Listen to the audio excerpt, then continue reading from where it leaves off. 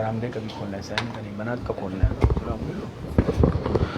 بسم اللہ الرحمن الرحیم نحمده ونصلی ونسلم علی رسولہ الکریم، اما بعد۔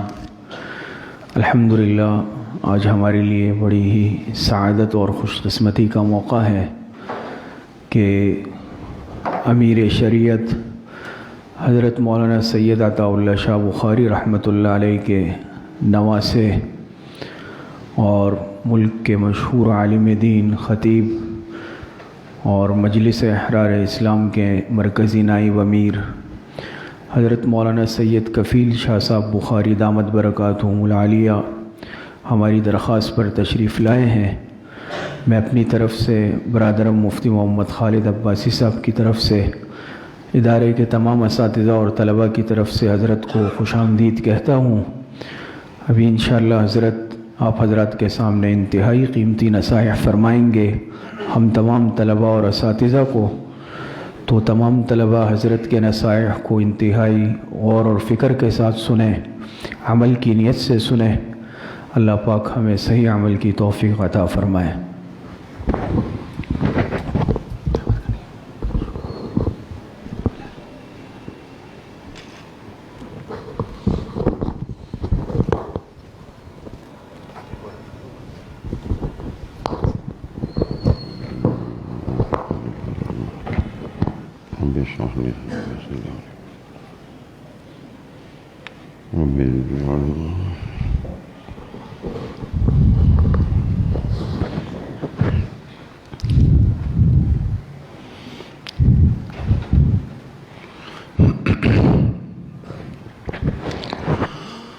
الحمد لله وحده والصلاة والسلام على سيد الرسل وخاتم الأنبياء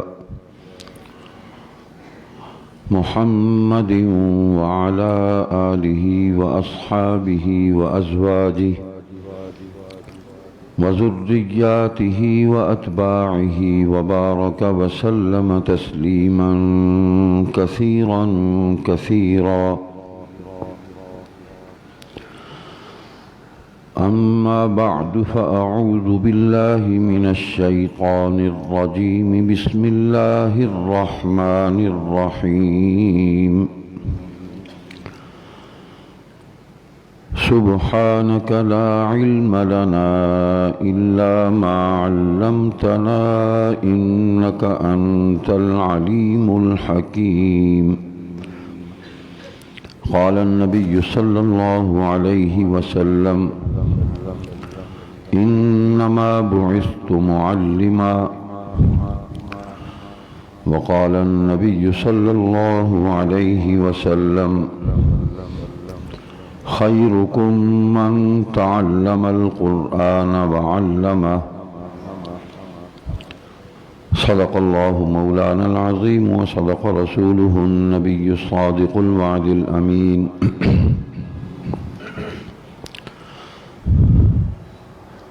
نہایت قابل احترام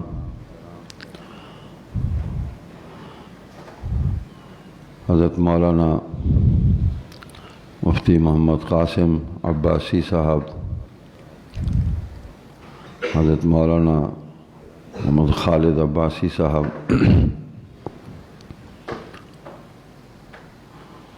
حضرت مولانا مفتی محمد حذیفہ صاحب، علماء کرام، میرے طلباء عزیز،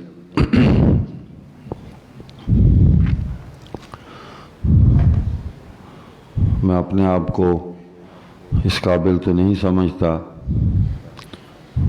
کہ ایک مرکز علم میں اس مسند پر بیٹھ کر آپ کو کوئی نصیحت کروں۔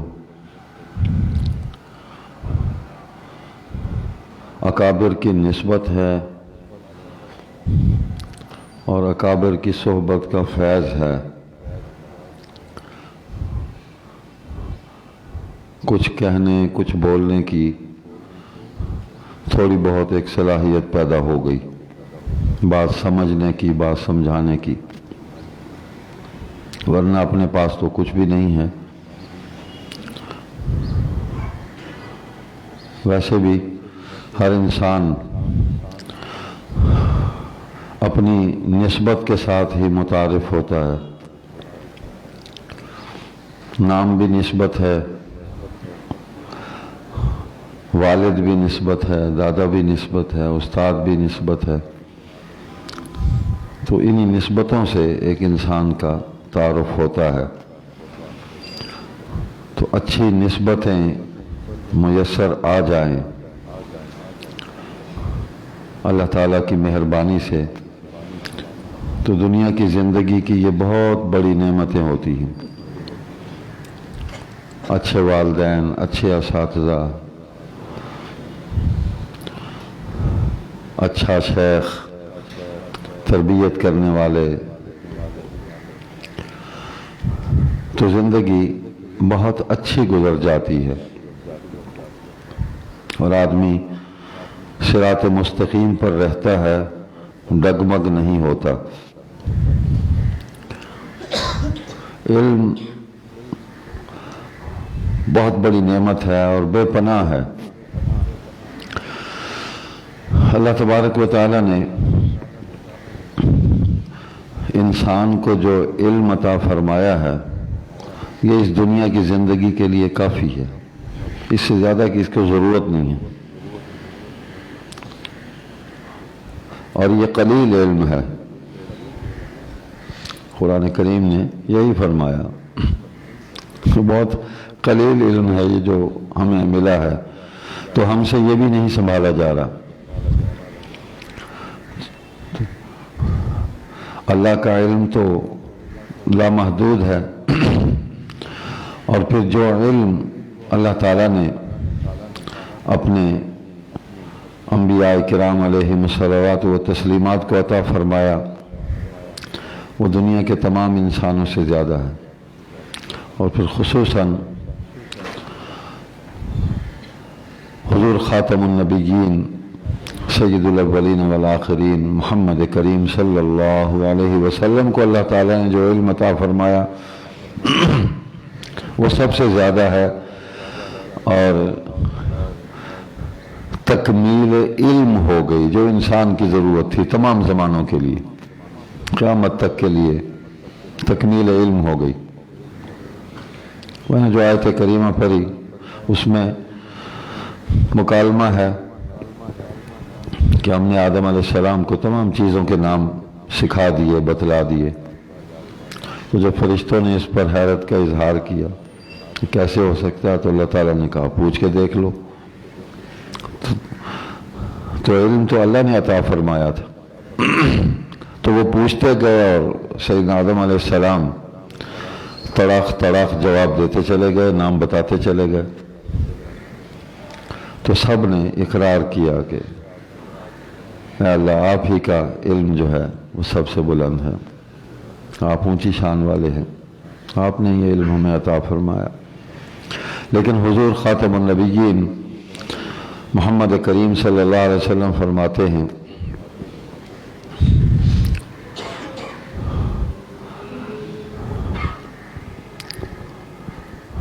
उल्लिमतुल अस्माअ कुल्लहा कमा अल्लमा आदम अल अस्माअ कुल्लहा, कि अल्लाह ताला ने जिस तरह तमाम चीज़ों के नाम आदम अलैहिस्सलाम को सिखा दिए, बता दिए, मुझे भी सारे के सारे बता दिए। और दूसरी हदीस पाक के अल्फाज हैं उतीतु इल्मल अव्वलीन वल आखिरीन,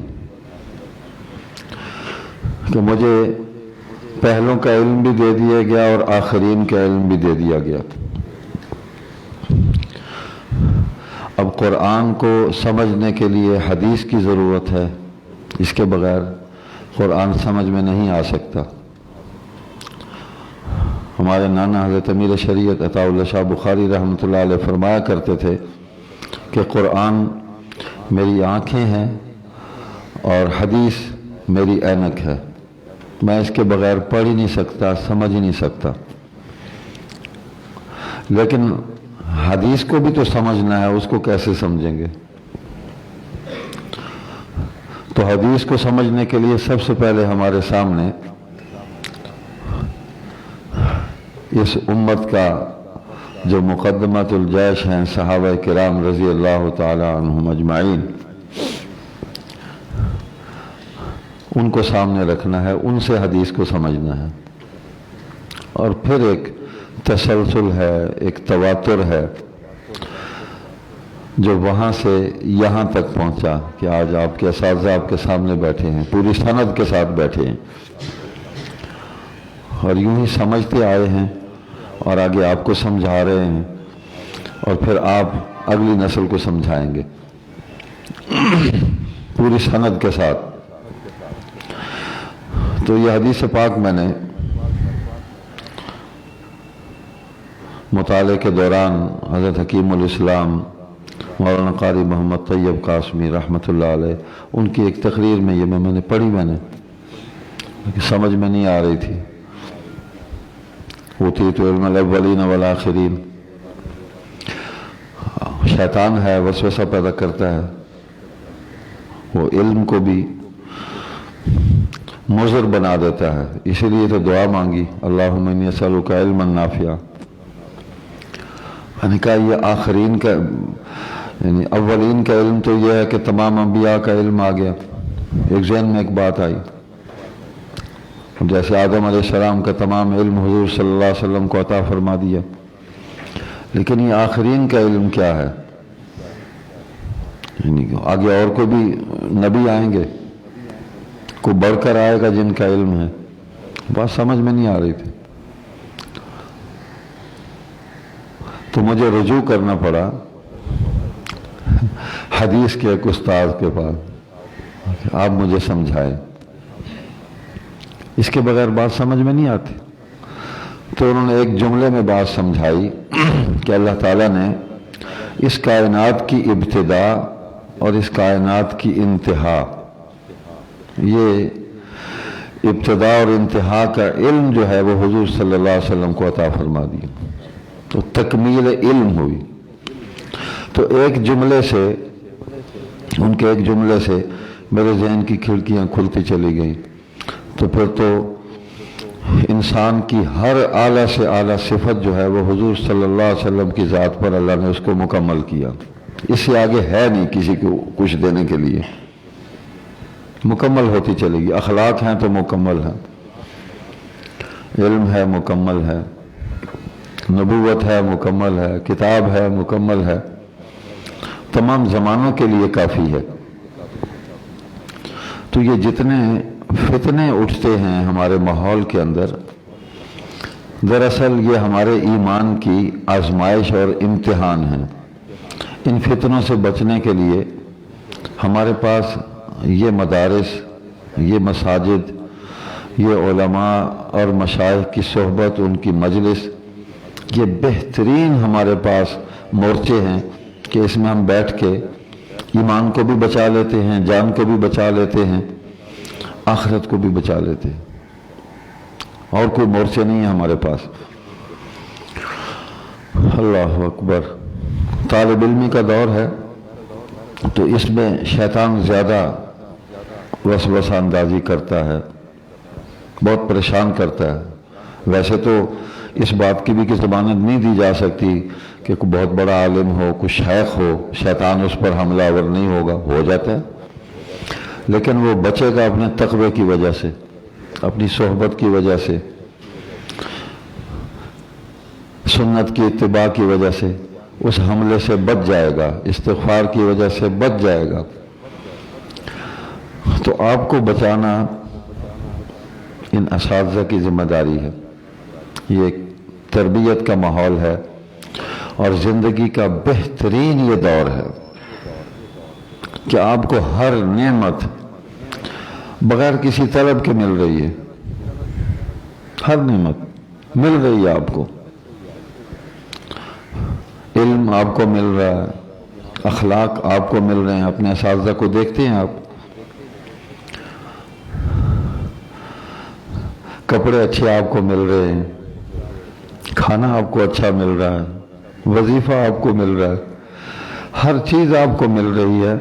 ذرا ان لوگوں کے احوال بھی جا کے دیکھیں کہ جو علم دین نہیں حاصل کر رہے، فنون ہیں اس میں وہ ایک محنت کر رہے ہیں اور اس کا مقصد کسب معاش ہے، حصول مال ہے. آپ جو پڑھ رہے ہیں اس کا مقصد تو آخرت کی کامیابی ہے، اس کا حصول ہے، اور یہ اتنا بڑا مقصد ہے کہ اس کے سامنے تمام مقاصد ہیچ ہیں. اپنے اکابر کی، طالب علمی کی جو زندگی ہے، ان کے واقعات ان کو سامنے رکھنا چاہیے. ایسی چیزوں کا مطالعہ کرنا چاہیے جن سے ہمیں نصیحت حاصل ہو.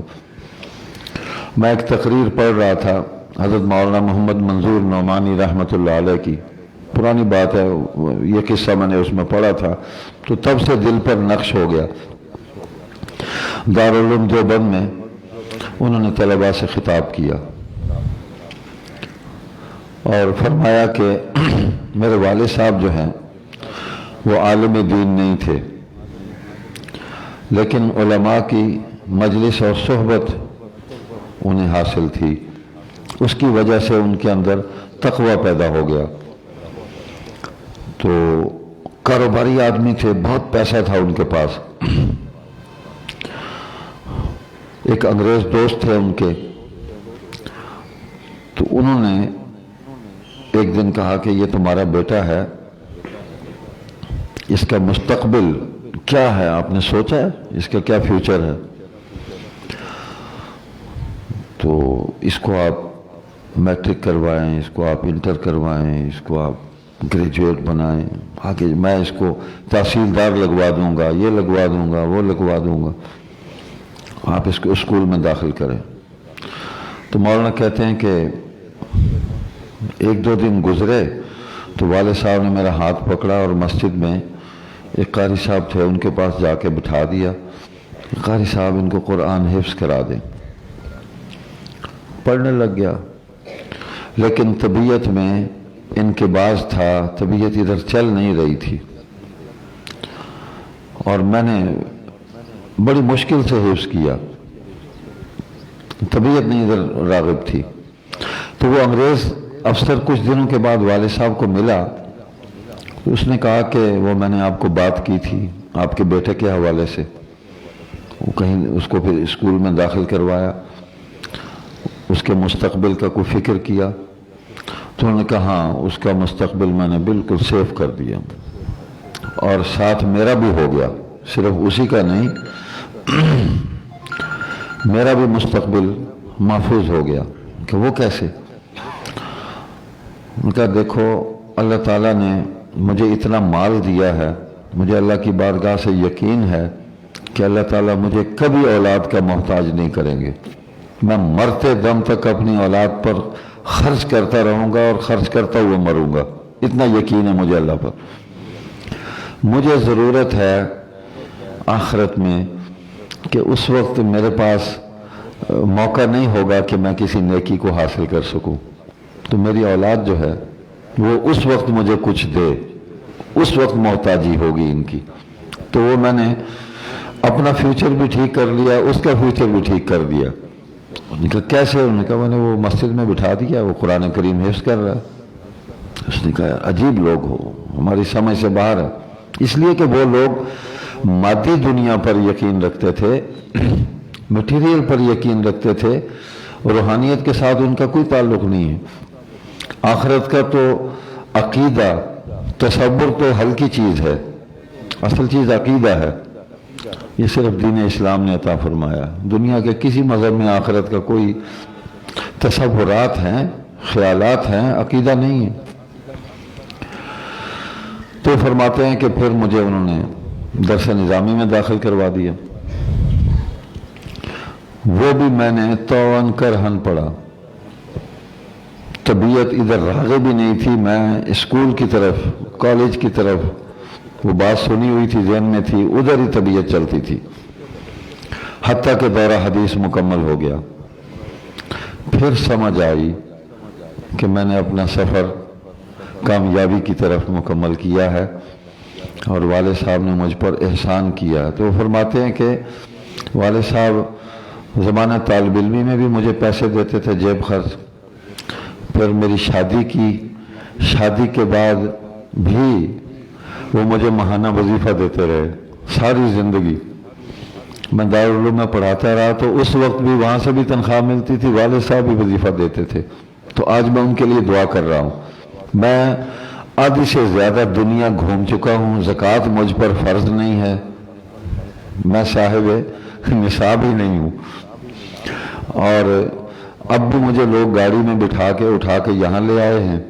دین کی برکت ہے، میں نے آ کے آپ کو دین سنانا ہے اور مجھے واپس چھوڑ آئیں گے۔ اچھے کپڑے پہنتے ہیں، اچھا کھانا اللہ پاک کھلاتے ہیں، عزت دی ہے پوری دنیا میں۔ میں نے دنیا کی یونیورسٹیوں میں جا کے لیکچر دیے ہیں اور میں ان کا وزٹنگ پروفیسر ہوں۔ یہ اتنی عزت اللہ نے مجھے آج دی ہے تو اس دین کی برکت سے دی ہے۔ تو جو کچھ آپ پڑھ رہے ہیں اس سے بڑی کوئی نعمت نہیں اور اس سے بڑا کوئی علم نہیں۔ کبھی زندگی میں احساس کمتری میں مبتلا نہ ہونا، آپ ہی برتر ہیں۔ اپنے اندر خود اعتمادی پیدا کریں۔ آپ کے پاس کتاب اللہ ہے، آپ کے پاس حدیث رسول اللہ صلی اللہ علیہ وسلم ہے، آپ کے پاس سنت رسول اللہ صلی اللہ علیہ وسلم ہے، اور جو علم آپ کے پاس ہے اس کو زوال ہی نہیں ہے۔ دین نے ہمیشہ رہنا ہے، قیامت تک رہنا ہے۔ اس قرآن نے تو قیامت کے بعد بھی باقی ہے، اس وقت بھی حافظ قرآن پڑھتا ہوا جنت میں داخل ہوگا، اس کی تلاوت اس وقت بھی بند نہیں ہوگی۔ لیکن اس نعمت کو بچانے کے لیے اور اس نعمت کو حاصل کرنے کے لیے ادب یہ سب سے اہم قرینہ ہے۔ اس کے بغیر علم نافع نہیں بنتا۔ استاد کا ادب، استاد کا احترام، استاد کی عزت، اور جس مقصد کے لیے آپ یہاں اکٹھے ہوئے ہیں، مدرسہ میں رہ رہے ہیں، نفع اٹھا رہے ہیں، ہمیشہ ہر وقت اسی مقصد کو سامنے رکھیں۔ میں اس لیے آیا ہوں اور میں نے یہ مکمل کرنا ہے۔ ہمارے بزرگ اور استاد شیخ الحدیث حضرت مولانا محمد صدیق رحمۃ اللہ علیہ خیر المدارس میں ہوتے تھے، بڑے سادہ آدمی تھے۔ ایک دن فرمانے لگے کہ یہ جو ہمارے اساتذہ اور ہمارے بڑوں کی جو اولاد ہوتی ہے نا، جب وہ صاحبزادے بن جاتے ہیں تو فیض سے محروم ہو جاتے ہیں۔ ہمیں سمجھا رہے تھے تو فرمایا کہ اس کی وجہ یہ ہے کہ ان کی نگاہ ہر وقت استاد کے عیوب پر ہوتی ہے۔ خود کو یہ سمجھتے ہیں کہ ہم تو حضرت کے فرزند ہیں، ابا جی فوت ہو گئے تو میں ہی محتمم ہوں، ابا جی فوت ہو گئے تو اس خانقاہ کا شیخ بھی میں ہی ہوں، سب کچھ میں ہوں، مجھے پڑھنے کی بھی ضرورت نہیں ہے، کچھ کرنے کی بھی ضرورت نہیں ہے۔ اس لیے پھر وہ دیکھتا ہے کہ استاد چلتا کیسے ہے، اس کی چال ٹھیک نہیں ہے، استاد بولتا کیسے ہے، اس کو بولنے کی تمیز نہیں ہے، استاد کھاتا کیسے ہے، اس کو کھانے کے آداب کا پتہ نہیں ہے۔ یعنی عیوب تلاش کرتا ہے، پھر وہ نہ بھی ہو تو اس کو ہر چیز عیب ہی نظر آئے گی پھر، اس لیے کہ نگاہ میں فرق آ گیا۔ تو فرمانے لگے کہ یہ استاد کے فیض سے محرومی کا سب سے بڑا یہ سبب اور ذریعہ ہوتا ہے کہ آپ استاد کے عیوب پر آپ کی نگاہ ہو۔ آپ استاد سے خیر حاصل کرنے کے لیے آئے ہیں تو اس کے سارے معاملات جو ہے نا ان کو خیر کی نگاہ سے دیکھیں، اور جس مقصد کے لیے آئے ہیں اس مقصد کو حاصل کریں، محاسن کو تلاش کریں، معائب کو نہیں۔ کس میں عیب نہیں ہے؟ تو جتنے بھی ہمارے اکابر ہیں ان کو اگر عزت ملی ہے تو استاد کے احترام کی وجہ سے۔ پھر کتاب کا بھی احترام ہے۔ سنا ہے، بزرگوں نے سنایا کہ حضرت علامہ انور شاہ کشمیری رحمۃ اللہ علیہ جب کوئی کتاب پڑھتے تھے تو کتاب پر جھک جاتے تھے۔ انہوں نے ایسے ہو کے کبھی کتاب نہیں پڑھی کہ یہ علم ہے، نعمت ہے، مجھے اس کی قدر کرنی چاہیے، اس کے سامنے اور علم تواضع پیدا کرتا ہے۔ انکساری پیدا کرتا ہے. جس علم سے تکبر پیدا ہو جائے تو علم نافع نہ رہا.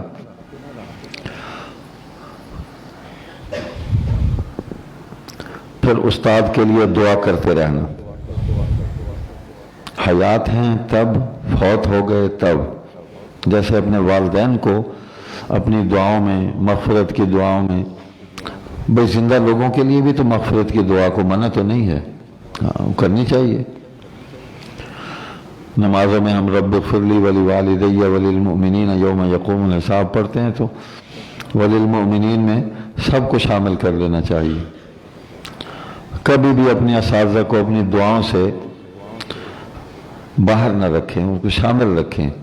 تو یہ ایک ایسا روحانی کانٹیکٹ ہوتا ہے، ایسا رابطہ ہوتا ہے کہ پھر استاد کی روح متوجہ ہوتی ہے از خود اور فیض پہنچنا شروع ہو جاتا ہے.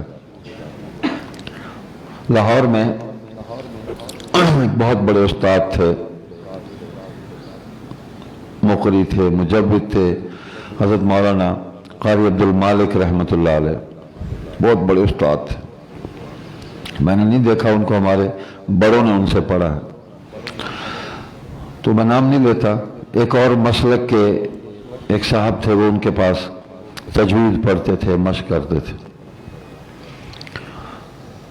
تو قاری صاحب حقہ بھی پیتے تھے اور حقے میں وہ جو لوازمات ڈالتے تھے، یعنی اس میں الائچی ہوتی تھی، اس میں زعفران جو ہے تمباکو میں ڈالا جاتا تھا اور اس کی نلیوں کو ارگ گلاب سے روز دھویا جاتا تھا. اور وہ ہمارے بڑے ماموں تھے، امیر شریعت کے دوسرے فرزند، ان سے پڑھتے تھے. وہ کہتے ہیں کہ اس کو تازہ کرنے کے لیے میری ڈیوٹی ہوتی تھی. تو میں ذرا صحت مند تھا، پہلوان ٹائپ تھا کہ اس کے سانس بھی ٹھیک ہے. تو حقے کو چالو کرنا بھی ایک فن ہوتا ہے، اس کو رواں کرنا بڑا زور لگتا ہے. خیر الائچیاں بھی کھاتے تھے.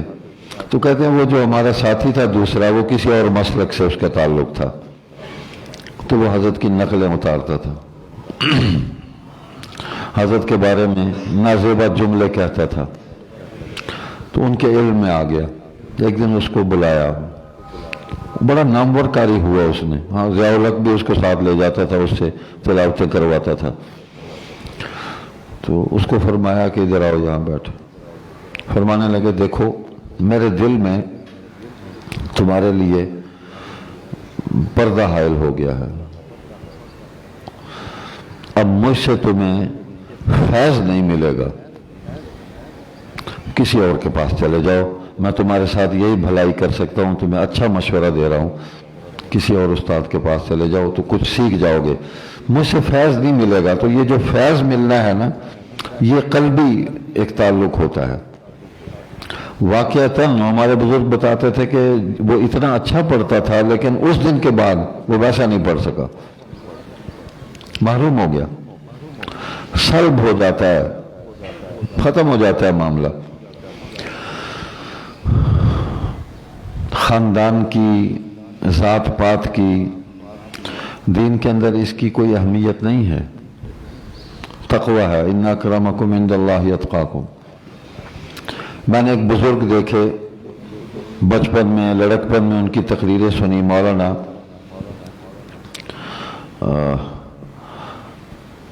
جلال آبادی تھے وہ، مولانا محمد امیر جلال آبادی.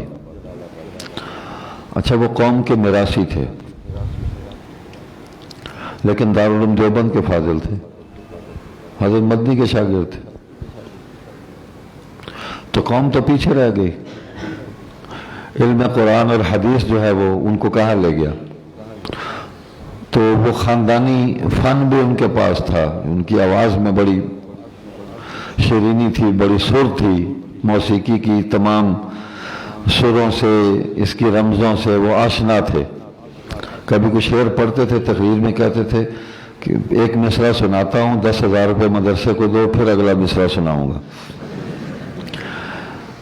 ان کا اعلان کیا، ملتان میں وہ آئے ایک مولوی صاحب نے اب آپ کے سامنے حضرت مولانا سید امیر الدین جلال آبادی تقریر فرمائیں گے. تو انہوں نے خطبہ نہیں پڑھا, انہوں نے آ کہا دیکھو بھائی, حرام کا ہوگا تو, تیرا باپ, تیرا دادا, تیری جد, میں تو خالص میراثی ہوں اور حلال زادہ ہوں, مجھے سید کیسے بنا دیا تم نے؟ ہاں میں سید کا شاگرد ہوں, سید حسین احمد مدنی رحمۃ اللہ علیہ کا, حدیث میں نے ان سے پڑھی ہے.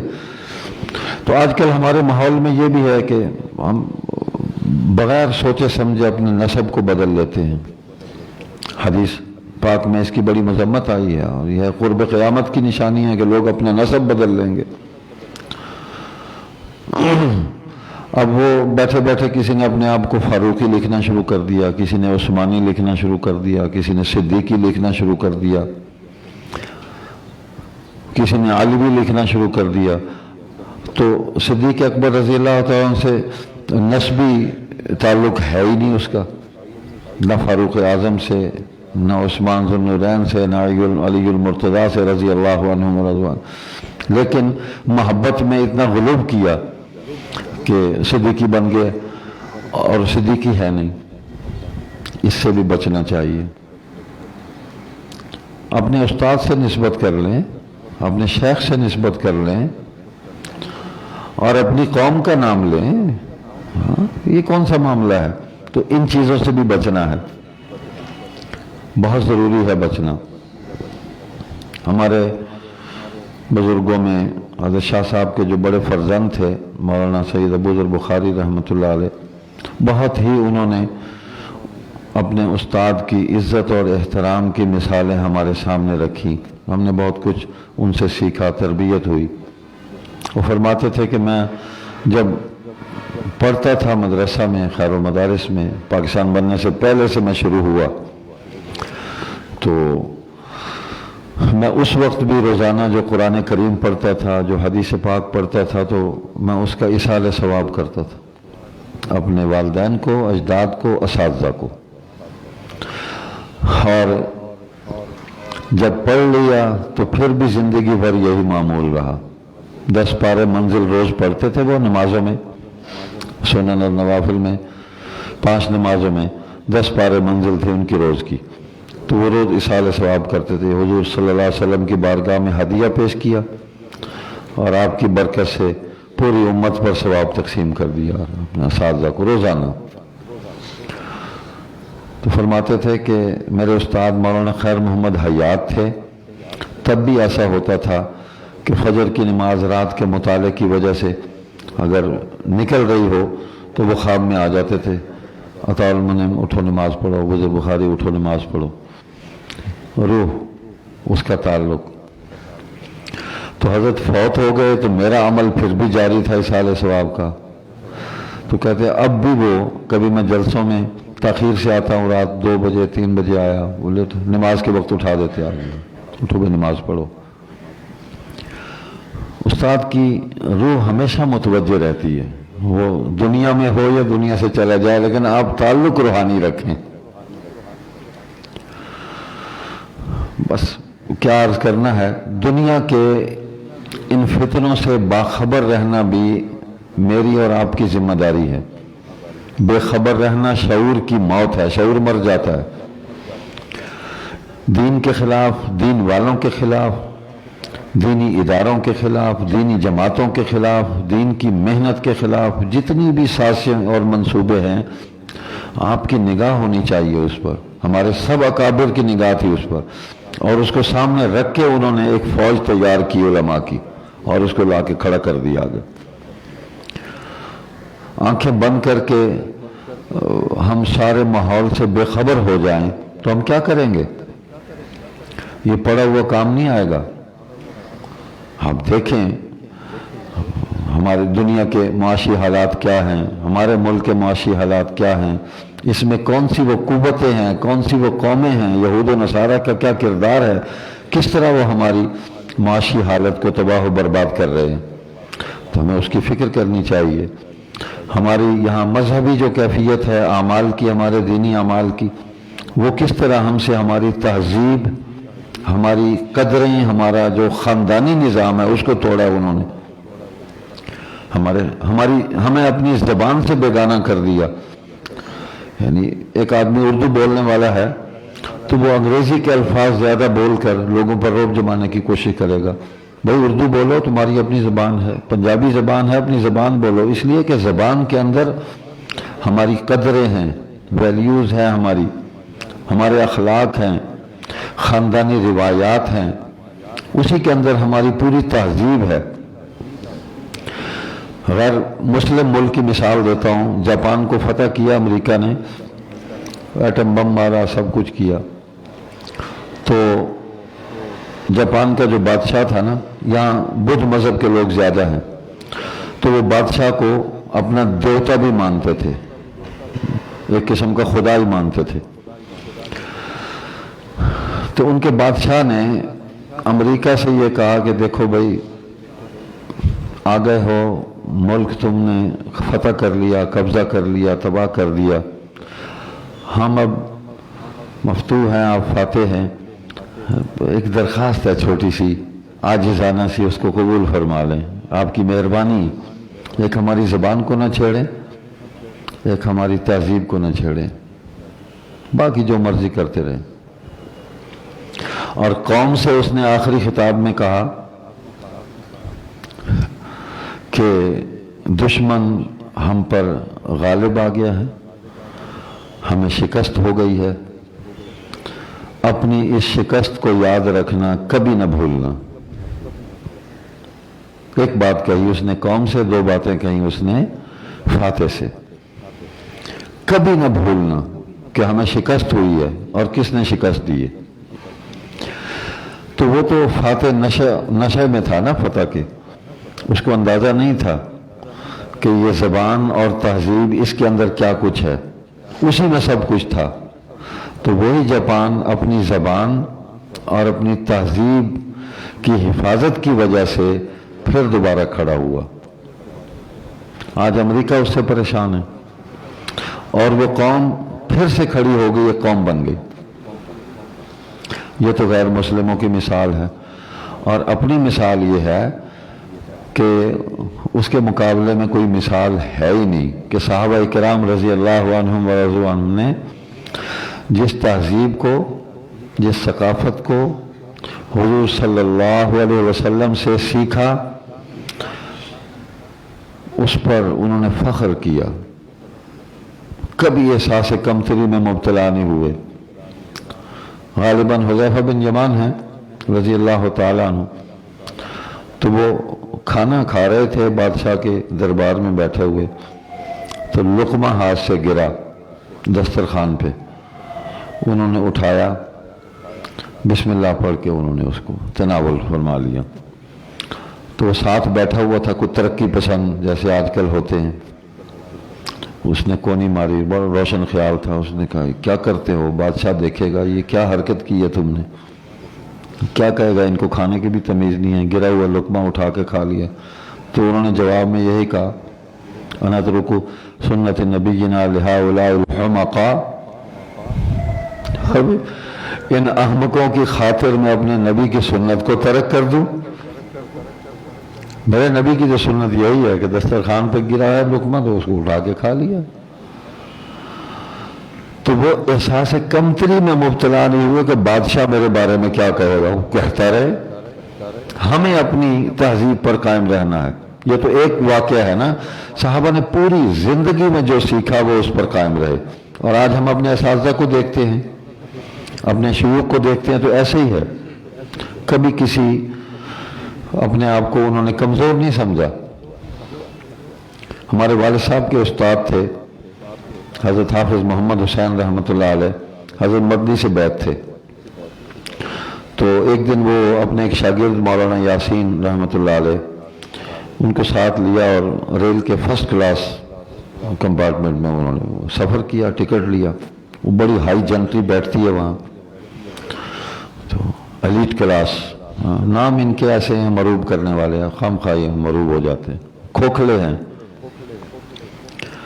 گدھے کو اگر 3 پیس پہنا دیا جائے اور اس کے گلے میں ٹائی ڈال دی جائے تو وہ مطلب کوئی پڑھا لکھا تو نہیں بن سکتا، کوئی انسان تو نہیں کہا جا سکتا اس کو، گدھا گدھا ہی ہے۔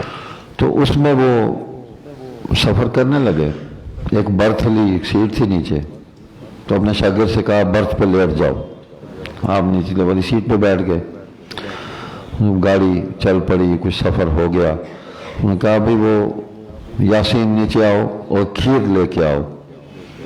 تو مٹی کا لوٹا جو ہمارے ہاں دیہاتوں میں دیسی لوٹا استعمال ہوتا ہے، مٹی کا بنا ہوا، اس کے اندر کھیر ڈالی ہوئی تھی، اور کھیر بھی وہ تھی جو گنے کی رو سے بنتی ہے، رو کی کھیر بڑی مزیدار ہوتی ہے، دیہاتوں میں اب بھی بنتی ہے، شہری لوگ تو اس سے واقف نہیں ہیں اتنے۔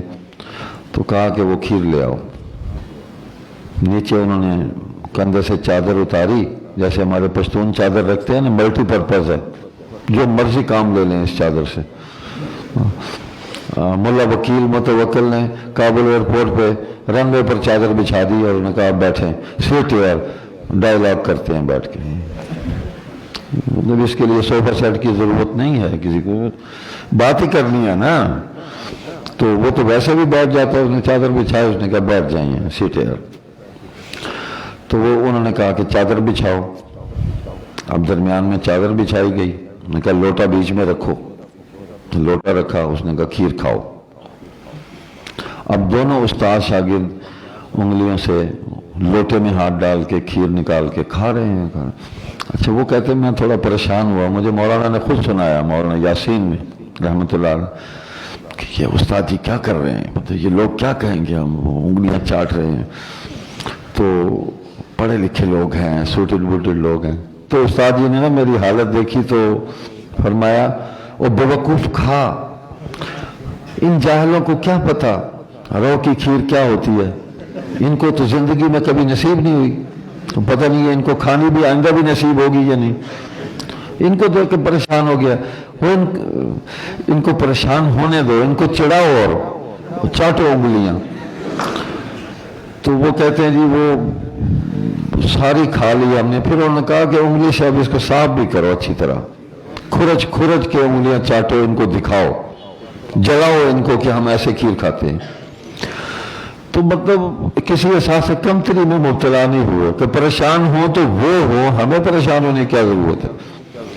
تو اس لیے آج جو ماحول ہے، اس ماحول میں آپ قطعاً مروبیت کا شکار نہ ہو، آپ مؤثر ہیں، مت متاثر ہو ان سے، آپ ہی مؤثر ہیں، اس لیے کہ آپ جو علم حاصل کر رہے ہیں وہ مؤثر حقیقی اللہ سبحانہ و تعالیٰ نے ہمیں حضور علیہ السلام کے ذریعے عطا فرمایا ہے۔ تو آپ کو متاثر ہونے کی کیا ضرورت ہے، بلکہ آپ جب اس نعمت کو لے کر نکلیں گے، اس کو پھیلائیں گے، اس کی روشنی کو، تو لوگ آپ سے متاثر ہوں گے۔ یہ ہو نہیں سکتا۔ صحابہ کو کفار دیکھتے تھے، وہ دور سے پہچان لیتے تھے کہ یہ ہم میں سے نہیں ہے، یہ محمد کریم صلی اللہ علیہ وسلم ان کے ساتھیوں میں سے ہے، اس لیے کہ وہ اپنی چال ڈھال سے اور اپنے کردار سے، اپنی گفتگو سے، اپنے معاملات سے وہ بالکل الگ تھلگ نظر آتا تھا، ان کی سوسائٹی کا حصہ نہیں تھا وہ۔ اللہ تعالیٰ آپ کو جزائے خیر عطا فرمائے۔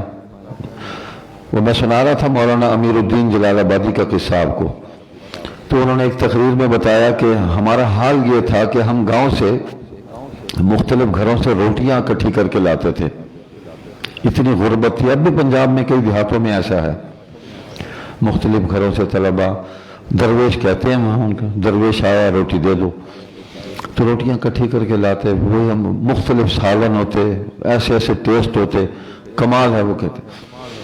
اچھا روٹی بچ بھی جاتی تو گرمیوں میں کہتے ہیں کئی دفعہ ہم وہ زمین پر ہی چٹائی بچھا کے، تو تکیہ نہ بھی ہوتا تو جو روٹیاں بچی ہیں وہ سر کے نیچے رکھ لیتے، اوپر رومال ڈال کے سو جاتے۔ ایسا بھی ہوتا ہے رات کو کتے آتے اور وہ ہمارے سر کے نیچے سے روٹیاں کھینچ کے لے جاتے۔ تو آپ کو اور ہمیں کتنا اچھا کھانا مل رہا ہے، کبھی سوچیں ہمارے بڑوں نے اس طرح زندگی گزاری ہے، گھر گھر سے روٹیاں مانگ کے انہوں نے وہ ہیرے پیدا کیے ہیں جنہوں نے قوم کی قیادت کی ہے۔ تو ان کی زندگی کا ایک لطیفہ بھی ہے جو انہوں نے سنایا، وہ کہنے لگے کہ ایک گھر تھا، وہاں ایک کتا تھا بڑا بالکل ٹرمپ ٹائپ کا کتا تھا، بل ڈاگ۔ تو جو بھی درویش روٹی لینے جاتا اور وہ آ جاتا اور پڑ جاتا اور درویش بیچارہ بھاگ جاتا۔ تو میرے ساتھیوں نے کہا کہ امیر الدین اگر اس گھر سے تو روٹی لے آئے نا، اتنے پیسے انعام دیں گے تجھے۔ میں نے کہا بات یہ ہے روٹی میں لے آؤں گا، آپ انعام یہاں رکھیں، یہ ضامن ہے، انعام یہاں رکھیں، میں جا رہا ہوں روٹی وہیں سے لے کے آؤں گا، ساتھ کسی نے آنا تو وہ بھی دیکھ لے۔ کہتے میں نکلا، شام کا وقت تھا، تو میں نے وہ ایک پرانا سا کمبل تھا اس کو میں نے پھاڑا اور اپنی ٹانگوں پر اس کو لپیٹا میں نے اچھی طرح، اور ایک کمبل اوپر لیا، ایک ڈنڈا لیا میں نے، اور میں وہاں پہنچا، میں نے دروازہ کھٹکھٹایا، میں نے کہا درویش آیا روٹی دو، تو وہ ٹرمپ بھی آ گیا اوپر سے۔ تو جو ہی وہ میری طرف لپکا میں نے کمبل اس پہ پھینک دیا، کیونکہ میں ذہنی طور پر تیار تھا، اس پر کمبل پھینکا اور اس کو گردن سے اوپر سے پکڑ لیا، اور کہتے ہیں کہ پھر میں نے کمبل میں سے اس کی تھوتنی باہر نکالی، اس کا منہ تھوڑا سا باہر نکالا، ادھر لپیٹ کے پھر میں نے اس کو کاٹا، اور پھر میں نے اس کی دبر پر ایک ڈنڈا زوردار میں نے مارا اور کمبل اتارا تو اس کی دوڑ دیکھنے والی تھی۔ تو پھر میں نے آواز دی کہ درویش آیا ہے روٹی دو، روٹی آ گئی، میں روٹی لے کے آیا، میں نے کہا یہ دیکھو لے آیا ہوں۔ تو پھر میں لینے جاتا تھا نا تو وہ مجھے دیکھ کے چھت پہ چڑھ کے نا اوپر بھونکتا تھا، نیچے نہیں آتا تھا۔ تو بھائی مولوی کے قابو کو آ جائے تو اللہ کا فضل ہے، مولوی چھوڑتا نہیں ہے، اس لیے کسی کمزوری میں مبتلا نہ ہوں، آپ طاقتور ہیں، آپ برتر ہیں، آپ کے پاس علم ہے، اللہ آپ کو تقویٰ دے، اور ان اساتذہ اور شیوخ کی صحبت سے اپنے آپ کو کمال پر پہنچائیں، ان کی دعائیں آپ کے شامل حال رہیں گی، آپ ان کے لیے صدقہ جاریہ بنیں، اپنے والدین کے لیے صدقہ جاریہ بنیں، یہی تسلسل ہے، دین ہمیں ایسے ہی پہنچا ہے، ایسے ہی آگے جائے گا۔ سبحانک اللہم و بحمدک نشہد ان لا الہ الا انت نستغفرک و نتوب الیک۔ اللہ تعالیٰ آپ کو جزائے خیر عطا فرمائیں۔ میں حضرات کا بہت شکر گزار ہوں، مجھ جیسے اوٹ پٹانگ آدمی کو آپ نے یہاں بلا کے الٹی سیدھی باتیں، بس جو صحیح ہو گئے اللہ قبول فرما لے، اور جو خطائیں ہوں گی اللہ معاف فرما دے۔ الحمدللہ رب العالمین والعاقبۃ للمتقین والصلاة والسلام علی اشرف الانبیاء والمرسلین وخاتم النبیین محمد وعلى آلہ واصحابہ اجمعین۔ ربنا آتنا فی الدنیا حسنہ وفی الآخرۃ حسنہ وقنا عذاب النار۔ اللہم انا نسألک علما نافعا وعملا متقبلا ورزقا حلالا طیبا واسعا وشفاء من كل داء وتوبة نصوحا وتوبة قبل الموت وراحة عند الموت ومغفرة ورحمة بعد الموت والعفو عند الحساب والفوز بالجنة والنجاة من النار برحمتك يا عزيز يا غفار۔ ربنا تقبل منا إنك أنت السميع العليم وتب علينا إنك أنت التواب الرحيم، وصلى الله على النبي الأمي وآله وصحبه وبارك وسلم برحمتك يا أرحم الراحمين۔ جزاكم الله تعالى خيرا۔ السلام عليكم ورحمة الله وبركاته۔